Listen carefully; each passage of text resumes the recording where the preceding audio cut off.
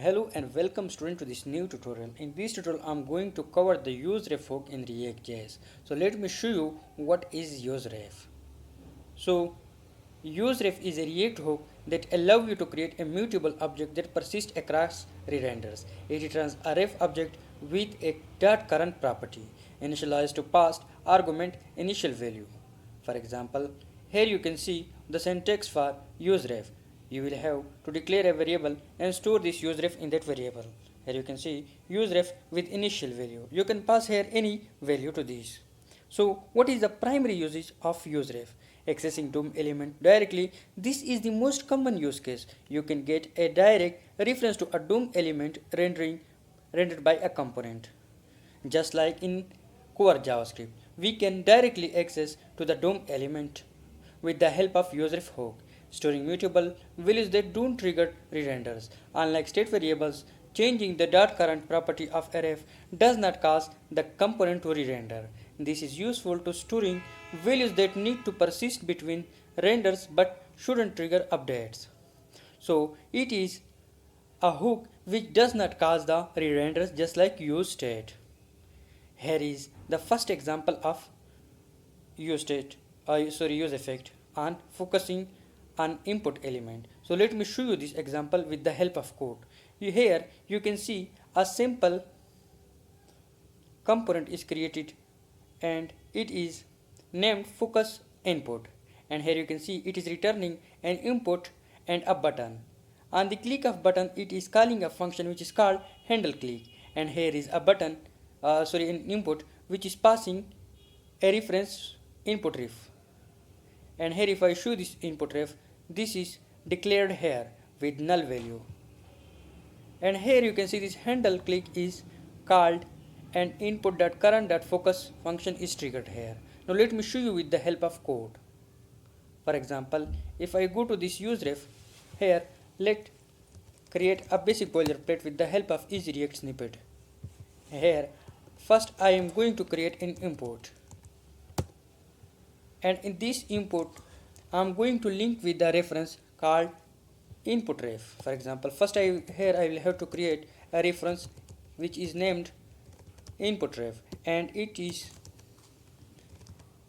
useRef. Okay, and it is importing from the React. Here I don't want to pass anything, either you can pass null.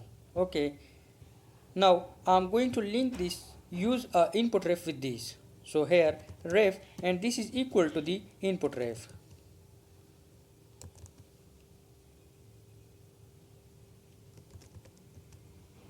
Here you can see now it is linked with this input ref. So here now I'm creating a button, and I'm going to trigger a function on this which is called focus. So here I'm going to create a function on this on click, and this name for this function is handle focus.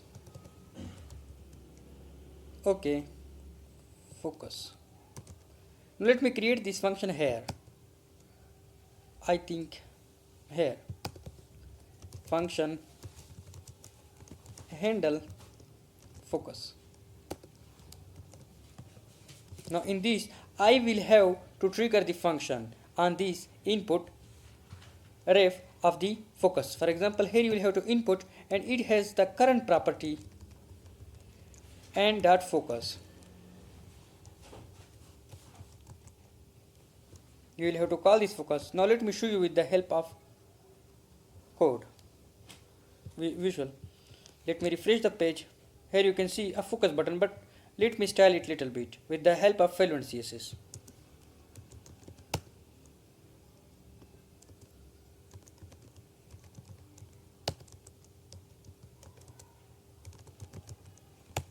Now let's see. Here you can see it is now styled. Here is an input, you can see it, but if I click this you can see it is now focused. So this is the use case of useRef, that we can directly access to this, and it does not cause any re-render. Let me show you with the help of an example. Here if I console something,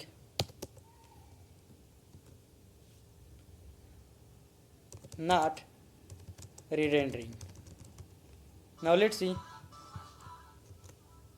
it is rendered on the first mount, but if I click this, then you can see it does not trigger the re-render function. So it is the use case of useRef which does not cause the re-renders. Here you can see it is now focused, and here if you want to create another button which is going to blur it, then you can. For example, btn, and here I am going to create a blur function on this. So here I am going to unclick and pass the blur function.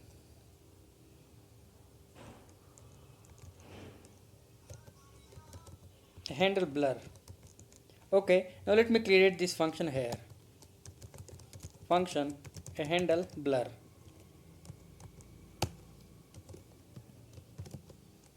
Now in this I am going to blur this input. So you will have to write input.current.blur.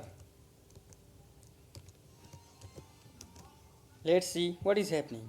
Here you can see a blur button. First I am going to focus on this, and now I am going to blur it. Now you can see I am controlling this element without states with the help of useRef, and it is actually equal to the core JavaScript document.query selector as we are doing in the core JavaScript. Okay, so this was all about the use case of useRef. Now let's see what the note saying further. So here you can see we create a ref using useRef. The initial value is null because the input element does not exist yet on the first render. Okay, we attach the ref to the input element using the ref prop.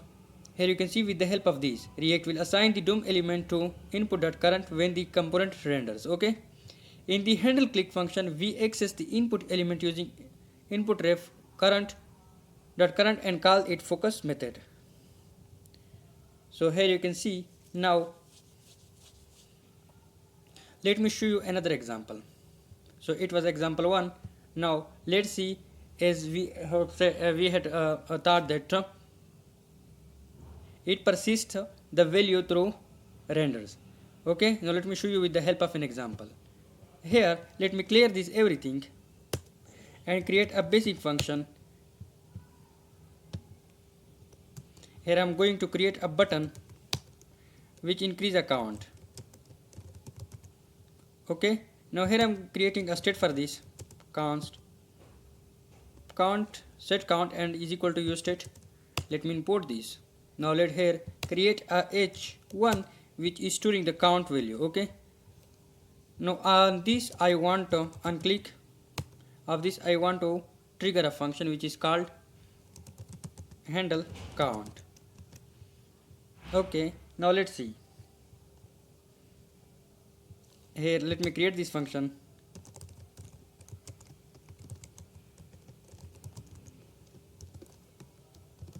And in this I am going to set the count to count plus 1. Okay, now let's see.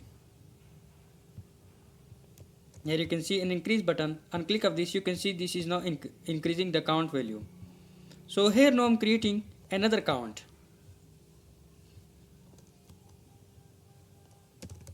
Const count ref is equal to useRef. Now let me create here another count with initial value it is should to be 0. So here I am creating an h1 and this is going to be the count ref, and here in this here I am increasing this count ref dot current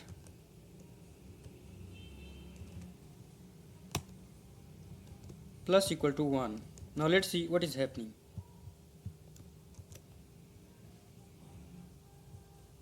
Here you can see on initial render it was increased by 1, but on click of this you can see it is increasing instead of restarting. So this is the way that it persists the value through renders and re-renders. So this is the beauty of this, that it can persist the value if the component is a re-rendering and rendering. Here you can see it is still persists this value. So this is useRef, and we can control forms through this. How? Let me show you with an example.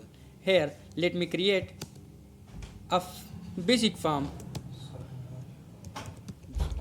Here I create it, and it should to be name, but let me create another reference, another input, and this be email. Okay, now let's create here a placeholder which is saying that enter your name, and here a placeholder which is saying enter your email. Okay, now let's create here a button of submit. Now let me show you here. I'm going to create a reference for these two inputs. So const name ref is equal to useRef, and here I'm passing the null value, and const email ref, which is also useRef, and it is also null. Okay, now I'm going to link it with this name. Okay, now here you will have to pass the reference, and this reference should to be name ref. Okay, now let's see, and this should to be the email ref, and this should to be email ref. Now here on this click button I want to get the value of these two. Now here unclick. Okay, handle submit. Okay, I am creating this function here. So let me create this function here, handle submit. Now let me show you. So when I click on this, I want to get the value of these two. Okay, so let email is equal to email ref dot current. The current is looking toward the input, and it contains the value. Okay, value, and let name ref dot current dot value. Okay, now let's console this email and name. Now let's see, here you can see these two input is now visible. So here I'm writing name, and here I'm writing the email. Now if I click here, you can see it is now visible, and it does not cause the re-renders. Okay, you can also go with the, you can also show it on the screen. For example, let const condition set condition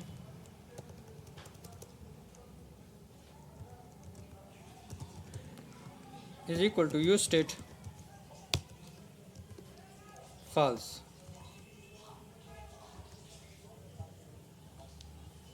Here I am going to true this condition.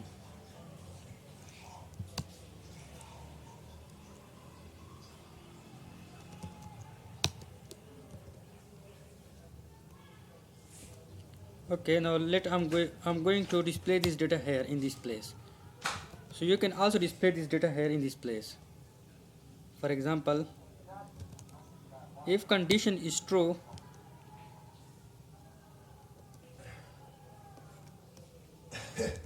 then only display the data. Now let's see, here I'm going to display data. Let me create this P, and in this P I'm going to, the name is equal to name ref dot current dot value, and here if you want to show the email, you can go with this. And let me close this div.